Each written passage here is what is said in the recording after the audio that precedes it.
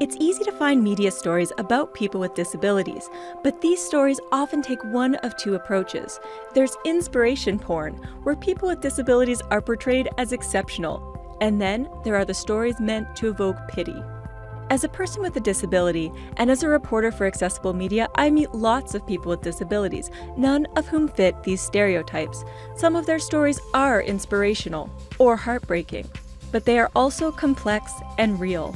And I'm on a mission to tell them. This is Real Stories with me, Laura Bain. I'm in Hub City, Moncton, New Brunswick. I'm here to meet up with Shiloh Bellis, on-air host and music director at New Country 96.9 FM. It's Luke Bryan knocking boots on New Country 96.9. It is Shiloh. Shiloh's a fun guy with a great radio voice. I want to see where the magic happens, which is why I'm dropping in on him at Stingray Canada Studios. Hey Shiloh, it's Laura. Hey, nice Laura, to meet you. Nice to finally meet you. Come on in, I'll show you what I do. Sounds great. Shiloh shows me his setup with multiple mics, monitors, and soundboard. I ask him the secret to his great radio voice. So basically, you gotta sound excited, and you gotta sound like you know what you're talking about, even if you don't. I'll do it, and I'll show you, and then you can do it too. Again, excited, happy, a little loud, and you would say, heat warning in effect for Moncton. We got a temperature of 30 this afternoon, mid-30s with the humidex, tonight down to 17. Hot again tomorrow, 32, 38 possibly with the humidex. The heat is on. You got that? Oh my goodness, I don't know if I have all that. We'll see. Okay. We're gonna trade places. We are back, 96.9 FM, New Country out of Moncton. We have a hot one out there. It's gonna be 30 degrees, chance of thunder showers, so make sure you bring your umbrella with you. And a hot one tomorrow, up to 38 degrees. That is crazy good. Maybe I have a future in radio. I leave Shiloh to get back to work with a promise to meet up later. Don't forget to join me later on today, hanging out downtown with over 500 cars. Atlantic National's in town, and I'm gonna be down doing my thing, broadcasting live from downtown Moncton later today.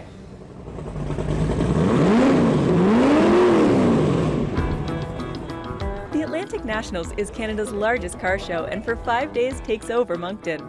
Spectators, vendors, and of course, high-end and antique cars fill the streets. Josh Turner, hometown girl on New Country 96.9 at Shiloh with Hanson Paul Thomas today. Shiloh's hosting a show from Main Street at the center of the action. We decide to walk around, although I am literally the least qualified describe tour guide ever. Oh God, this is ridiculous, me trying to describe cars to you. I don't care. There's a truck that might be purple or might be brown that looks really old. And it's like kind of, you know how old trucks are like Smelly? Round-ish. Oh, okay. Okay, this car actually only comes up to my chest. And like I could reach my arms out. Yeah. And it's around like it. the whole width of the car. They're small, eh? We even get to hop in a bright orange vintage Chevy wagon. Oh, you're gonna love it. It's so comfortable. Oh, it's even got an orange steering wheel, I think. Very comfortable. Should I blow the horn? I don't know. Oh wait, I don't know where the horn is. It might draw attention to us. Since it's hot, crowded, and neither of us can drive, we leave the car show in favor of Centennial Park. So Shiloh, we are friends on Facebook, but this is our first time hanging out. Mm-hmm. And it got my attention a couple months ago when I saw that you'd won a big award. I did. I was lucky enough to be named Music Director of the Year for the market size that I'm in for all radio genres across Canada. So pretty special. So how did you end up hosting afternoon radio at New Country? Yeah, so I basically was, back in 2003, a student at Loyalist College, and I had to find an internship. And I just happened to reach out to the station in Moncton, and he said, yeah, come meet me at Christmas time and we'll see. So I went down at Christmas and we met and did an internship, stuck around, started doing some classic rock stuff, and then I did news for a couple of months, and I was terrible at that. I was too happy. Yeah, it's hard to fake your personality, right? Like you have to find something I think that's a good fit with your personality. Yeah, exactly.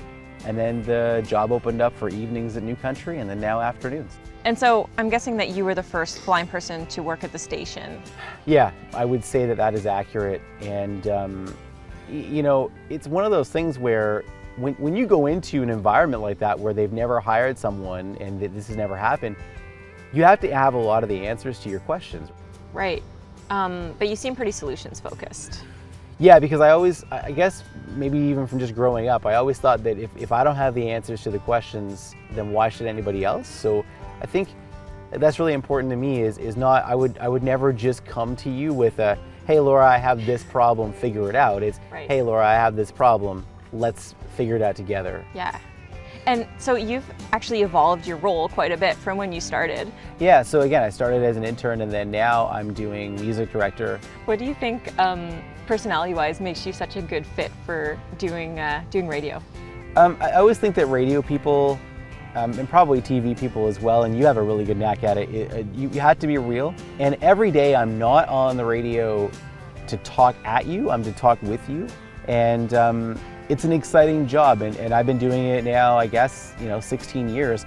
And I still get as excited about, realizing that I'm talking to people from all over every time I turn the mic on. What part of the job do you enjoy the most? When you walk out of a radiothon where you raised, $60,000 for a hospital, or you were part of an event that was so successful that now a kid is going to have the medical care they need. My other favorite part of the job too is I've gotten a chance to know a lot of the people in the music industry, and the country music industry in Canada, we have really great talent, and to be able to help develop that talent or just to be able to work with them to put stuff out, that's what I love. And also I think just telling people who maybe laugh at country music or haven't listened in a while, that it's not the same as it used to be. And I think I tell people that all the time. People probably get tired of me telling them that, but it's like, oh, I hate country. I hear that all the time. And it's like, no, you hate what country used to be. It's a lot different now, and I try to spread that message as much as I can too. So I'm pretty passionate about that. I like country music too, but it's sort of weird. I feel like I only like country music in the summer. Like there's something about being outside. You and everybody. Right? I love that. Do you have a spike in the summer of yes. listeners? Oh, 100%. Yeah, it's barbecue music.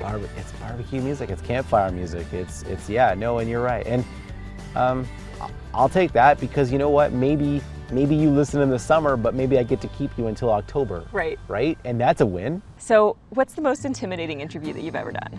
I interviewed George Jones at one point, and it was later in his life. But just knowing who he is and the fact that I was able to have 5 or 10 minutes, and I know there's another classic country guy, but I also got a chance to interview Merle Haggard. And I think those to me were intimidating because they have done it, they have lived it. You don't want to mess it up because they deserve some respect. So we both know that there's a really high unemployment rate for people with disabilities, and especially people who are blind or partially sighted. It's like 70%. Around there. So why do you think that you've been able to have a career and be successful? Because no is not in my vocabulary, so I don't take no for an answer either. Like there's never a problem that you can't deal with, and there's never a technology issue that you can't find a workaround. I go back to that 70% number though. I think it's disgraceful, and there's reasons for some of it, but I think more people with disabilities have to get out in the workplace because we have a lot to offer. More to come on Real Stories with Laura Bain. Welcome back to Real Stories with Laura Bain. I'm on my way to meet up with Vicki Levesque. Vicki is always on the go. She's vice chair of the Nova Scotia League for Equal Opportunities and the Halifax Accessibility Advisory Committee. She's an advocate, speaker, and self-published author of erotic vampire fiction. Her favorite topic is sex and disability, so no surprise, we're meeting up at Venus Envy, Halifax's best sex shop and bookstore. Hey Vicki, how's it going? Good, how's it going with you? Good. I'm really excited about this. I think we're gonna have a lot of fun. I think so too. Let's head in. Okie dokie. What's the first thing you go for when you get in here? Normally the giant wall of dildos because they're pretty. Okay, let's go. It's so colorful in here. I love it.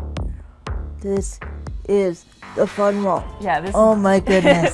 This is definitely the adult section. You gotta test it on your hand. Always test it on your hand.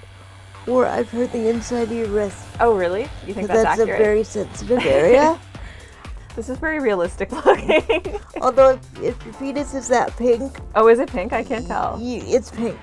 So it's like bubblegum pink. So if your penis is bubblegum pink, please consult your doctor. The store is filled with books, including some on disability by local authors. Have you read this book by Jen Powley? Just Jen? I have. I Yeah. read the audio version though. Yeah, me too. I may have gotten a little teary. It's fun. I thought it was really, really good. It's very good. Bondage tape, I already have that. Handcuffs, I already have those. I like their rope. Yeah, they have all kinds of nice colors of it. Can I just feel that? Yeah. Yeah, it's a little rougher than I would like. They might have softer stuff. Is this pink rope that I see over here? Yes, it is. Oh, this stuff's crazy soft. Feel this. Yeah, that's what Vic is talking about. It's your color too. It is. That is my signature color. That's coming home with me. I'm gonna take that. Okay. Pink bondage rope purchased, we head down Barrington Street to another one of Vicky's favorite spots, the Boardroom Game Cafe. It's the perfect spot to find a game to play and grab a snack. There's so many options. I know. It's a little bit overwhelming. It is kind of. What do you want to play? How about Trouble? It's got that fun problematic thing. Okay, that's a 3. Okay, so I can't go. You got a 3. If I get a 6, you're so screwed. Oh no. If I could give up all my other jobs and just talk about sex all day, that would be the greatest day of my life. Yeah. Why is that such an important topic to you? Because nobody talks about it. Like the actual logistics and like what feels good and what doesn't feel good. And a lot of times in our society, I find people with disabilities are viewed as asexual, which is not the case. No, definitely not. Why do you think that people have that idea? Because we're viewed in the media a lot of times as children in adult bodies. Yeah, exactly. And you're a power chair user Yes. as well. Like you have cerebral palsy. Yes. Have you run into a lot of misconceptions that people Oh, have about even- yourself and sex? Yes, even with the nurses I live with, I mentioned that I wanted to be sexually active, that was one of my goals, was to find a boyfriend and become sexually active. Yeah. And the nurse I told was horrified. She was like, but you can't have sex because I can't lay on my back. So granted, I can't do the missionary position, but that's boring anyway, Yeah, so you kind of alluded, like you live in an enhanced care facility. It's a nursing home. Call a spade a spade. It's All right, a fair nursing enough. home. I was trying to be politically correct there. I know. You live in a nursing home. I do. And you're a young woman. So what's that experience been like in terms of dating and bringing partners home? Well, I find it very nerve-wracking because I've had 2 responses. One is, sorry, I can't handle that, bye. And the other is, they come here and I'm always worried about what they're gonna think when they step in the building. Like, that's really nerve-wracking. Like what your dates might think when they come in. Yeah, because you can't prepare anybody for that. Yeah. So your novel Bloodlust Yes. is basically, it's vampire porn. It is. That's Right. how I describe it to people.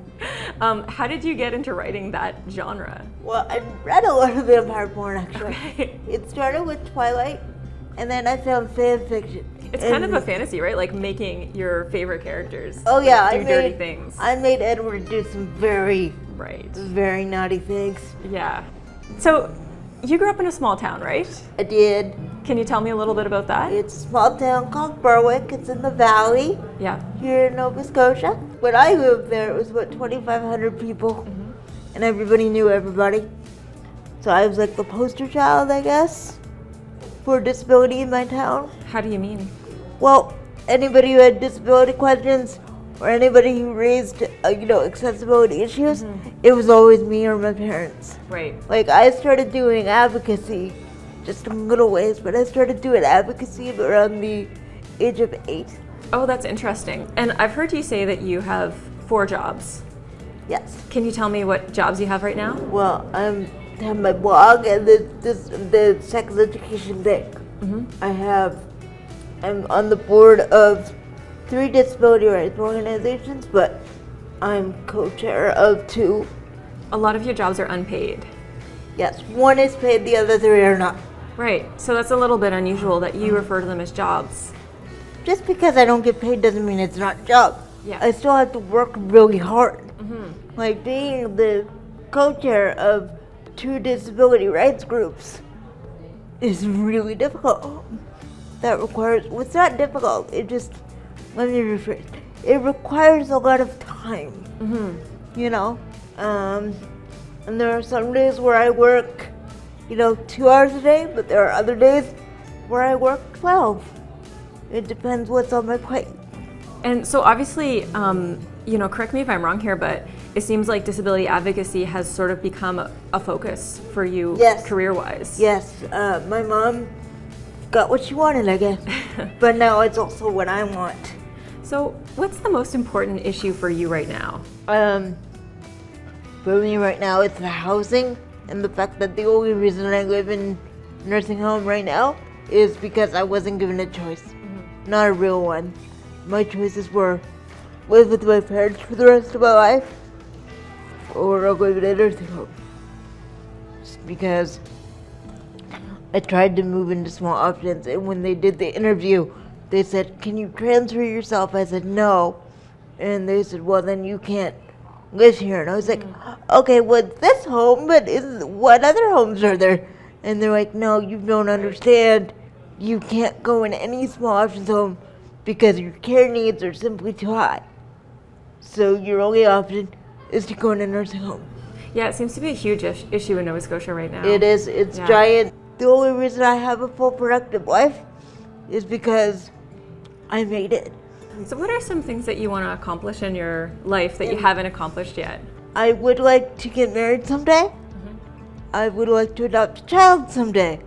I think I would make a really good mother. Not of an infant because I can't physically do the care, but I'd like to adopt maybe an older child. I want to make it so that my advocacy job I'm doing right now no longer exists. Because it'll just be like, we don't need someone to do that anymore because we already know. I wanted to get to the point where I go somewhere and do a speech on some sort of accessibility issue, sex or otherwise, and then being like, well, duh, we already know that. Why are you even here? And then I go find another job. I want to make it so my job doesn't exist. And I don't think that'll happen in my lifetime, but I hope it does. Stay tuned for more Real Stories with Laura Bain. This is Real Stories with Laura Bain. I'm hanging out waiting for Kevin Penny and his girlfriend Dee to come pick me up. Should be nice to see Laura. Yeah, no, I'm so excited. In his day job, Kevin's the coordinator of disability services for the Nova Scotia Department of Education. He's also an assistive tech enthusiast, world traveler, and owner of his own Martin 16 sailboat. I'm curious to see his latest purchase, an accessible SUV he calls Black Beauty. I think we're going to go down to the waterfront now Oh, yeah? for a little while. Catch up. There she is. Hey guys! Hey. How's it going? Good. So this is your new ride. Yeah. Awesome. If you can hop in, just watch out for the straps that tie down the back of Kevin's chair. Oh, sure. Let's go to the waterfront. We bid farewell to Dee, I grab onto Kevin for some sighted guide, and we head off past Theodore, Halifax's friendliest tugboat. On to the rocky wooden sea bridge. Watch your step. Okay, we'll head down this thing. Hopefully my brakes will work. Oh my goodness, I hope so too. They will. We are rocking. If the bridges are rocking, don't come knocking. The waterfront has come a long way since I was a little kid. I mean, it used to be so industrial, and now it's like there's so much more to do down here. Lots of people have ice cream cones, Laura. A solid idea. This one's called Moonana. Moonana? Moonana bread. That which is- sounds pretty good. Could I get a single scoop of Moonana bread in a cup with 2 spoons? Sure. Do you want another bite? Sure, I'll have one more bite. Keep slurping it. What a gorgeous day. I know. After a beautiful time on the waterfront, we decide to head to Kevin's for a good chat. Would you like to have some cider with me? Yeah, that sounds great. I love cider. I'll pour some for us. It's one of my favorite kinds. Well, I'm glad that we could meet up today because I know that summer is a really busy time of year for you. Yeah, this time of year is pretty busy, the start of summer. You're a disabled sailor and you own your own sailboat, so tell me a little bit about how you started sailing. So back in 2006, I actually went to Vancouver for the Mobility Cup. Never sailed before. They threw me in a sailboat, put the technology on the boat, told me what I had to do, and away I went. Well, yeah, I mean, that seems like kind of a big gamble, something you've never tried before, but you're just going to fly across the country and try it for the first time. I was younger and more brave, I think. I think I was really looking for something to fulfill that urge that I had for competition and stuff like that. Yeah. In 2014, I took the plunge and bought my own Martin 16. How do you steer a sailboat? Like, how do you operate a sailboat as a quadriplegic? So what I use is called the sip and puff technology. I just have two small straws that I suck and blow in, and one straw allows me to steer the boat, and the other straw, if I blow and suck on that, allows me to sheet the boat. It sounds really fun. It is a lot of fun, and it's liberating. So you guys do, and you do a lot of travel, just recreationally. Since I was in my early 20s, I just started traveling, feeling confident to travel, and the bug just hit me, and I just love seeing as many different places around the world as I can and cultures. And yeah, my girlfriend and I typically go somewhere every year and we call it adventures. We don't call it traveling because it always is some type of adventure. Yeah, I think I saw some Instagram photos of you driving along the side of a road in a Caribbean country. Yeah, so I forget where that was. It might have been St. Kitts. I can hear Marmite, your kitty cat, running around. Oh yeah, she rules the roost here. So, did you grow up in Halifax? No, I'm a country boy. I call myself a refined redneck. I grew up in the Annapolis Valley in a small town called Antsport, and that's where I had my accident at 15. Do you mind telling me, how you acquired your injury? It was an October evening. My sister and I actually were on a bicycle built for two, so it was a tandem bike, and we both shared a paper route at that time in our little small town. So we were actually collecting paper money that night, and just a freak accident. We were going down a hill. I was driving the bike, and just literally half a kilometer from where my house was. And when I lost the brakes, I was going down a hill, and I swerved to miss a car in an intersection. I went head first into the ditch. I broke my neck and suffered a spinal cord injury, which basically was a complete injury, which left me paralyzed from the chest down. That's a really hard time to have that happen. In some ways it was, because I wasn't able to continue on like my friends did, and I kind of lost some of my friends due to the fact that I had a disability. They'd go to places and I couldn't always go, but looking back at it, I mean, it really gave me the opportunity to lay out where I wanted to go with my life, knowing what abilities I did have and kind of using those abilities to structure what I wanted to take in university, the type of job that I thought I would want to do, and those things. How do you think you made that pivot after your accident from what you had lost to seeing it as an opportunity to shape your life? Well, the first couple of years was very tough because I was newly injured, and like anyone with a new injury, they have to become adjusted to it. So one good thing is my parents and my family never treated me any differently. That really helped. And the really big step was when I moved away from home and went to university. So at 18, being able to leave and start living my life independently and taking control of my own situation. That's really soon after your accident to move to the city on your own. Oh yeah, it wasn't easy. I try to be as independent as I can, even though I have many limitations physically. But to be honest, when I get my technology going, whether it's my phone, my computer, or being in my apartment, I feel very normal. And normal being in the sense that I feel like I can control. It takes the disability away, actually. And it's part of my job as well. My job, I help promote technology for students with disabilities at post-secondary. So kind of being that person that they can, if they're scared of it, to say, well, yeah, it is scary, but the end goal will really make it a lot better. You have, I think, a more active life than a lot of able-bodied people, probably most able-bodied people. I had no idea I was going to be able to travel as much as I have and be fortunate enough to go to so many different places and see how it works and learn from those experiences. But even professionally and working full-time in a good job that gives me these opportunities to travel, to have the technology that I do have, to have an accessible vehicle like you drove in earlier.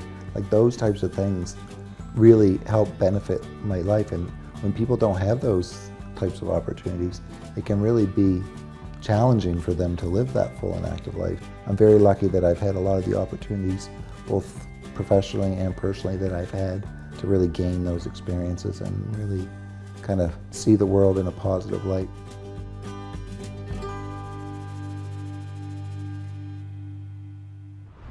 I'd like to thank Kevin, Vicky, and Shiloh for hanging out with me and sharing their real stories. They are three of many powerful voices from across our Canadian disability community, and I have a feeling this conversation is just getting started. Reporter Laura Bain, producers Laura Bain, Wendy Purvis, videographer and editor Andrew Pickup, freelance camera operators Hannah Giffen, Mark Hammond, Rocklin Warren, media accessibility specialist Ron Rickford, audio post Mark Phoenix, graphics Mike Smith, senior producer Michelle Dudas, president and CEO David Arrington, copyright 2019 Accessible Media Inc.